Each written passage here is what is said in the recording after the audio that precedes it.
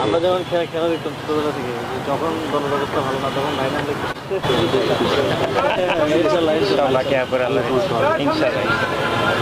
সচিন টেন্ডুলকার কয়টা? মুশফিক সব থেকে বড় উদাহরণ। এ কথা বলেই বিসিবি সভাপতি বোঝাচ্ছিলেন মুশফিক কতটা গোছানো। মুশফিকের ব্যাপারে এভাবেই সবকিছু বলছিলেন বিসিবি সভাপতি, আর মন দিয়ে শুনছিলেন মুশফিকুর রহিম। শেষ পর্যন্ত বিদায় নেন। এটা তো বিদায় নেওয়ার মুহূর্ত, শুরুর গল্পটা তো দেখানো হয়নি। শুরু থেকেই একটু শুরু করা যাক। মুশফিকুর রহিম হাসি মুখেই মাঠে প্রবেশ করছেন। পাশে আসিফ মাহমুদ, সজীব ভুইয়া, তার সঙ্গেই গল্প করতে করতে মুশফিক এগিয়ে আসছেন। উদ্দেশ্য মুশফিকের হাতে একটা ক্রেস্ট তুলে দেওয়া, মুশফিককে উইশ করা। খুব স্বাভাবিকভাবেই মুশফিকের জন্য খুব বড় একটা ইভেন্ট বটে। ১০০তম টেস্ট বাংলাদেশের পরিপ্রেক্ষিতে তো বড় ব্যাপার।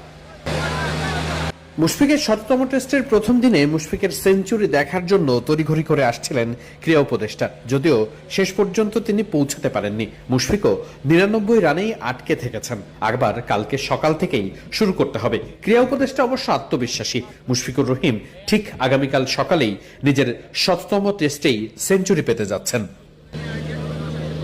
নিজের ১০০তম টেস্টের প্রতিটা মুহূর্ত যে মুশফিকুর রহিম উপভোগ করছেন সেটা বোঝা যাচ্ছে। মুশফিকের কাছে সেই ক্রেস্ট তুলে দেবার পালা। বিসিবি সিইও একটা ক্রেস্ট পেছন থেকে নিয়ে আসেন।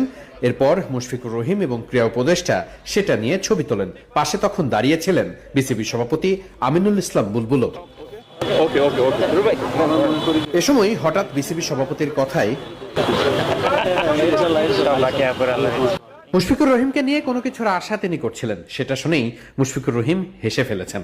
এরপরে বলেছেন, বাকিটা ওপর আল্লাহর ইচ্ছা। দুজন মিলে মুশফিকুর রহিমকে পাশে রেখে ছবি তুলেছেন।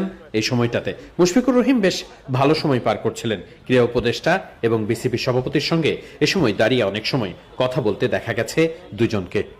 আমরা যেমন খেলা দেখতাম ছোটবেলা থেকে, যখন দলের অবস্থা ভালো না তখন আসিফ মাহমুদ বলছিলেন, আমরা যখন ছোটবেলা থেকে খেলা দেখতাম তখন দলের অবস্থা ভালো না থাকলেই মুশফিকুর রহিম যখন ব্যাটিং করতে নামতেন তখন আস্থা পেতাম। এই মুহূর্তগুলো নিশ্চয়ই মুশফিকুর রহিমের জন্য বড় কিছু। ক্রীড়া উপদেষ্টার কাছে তখন মুশফিক বন্দনায় ব্যস্ত বিসিবি সভাপতি আমিনুল ইসলাম বুলবুল। মুশফিকও মাথা নিচু করে পুরো ব্যাপারটাই যেন উপভোগ করছিলেন। এরপরেই বিদায় নিয়ে চলে যান।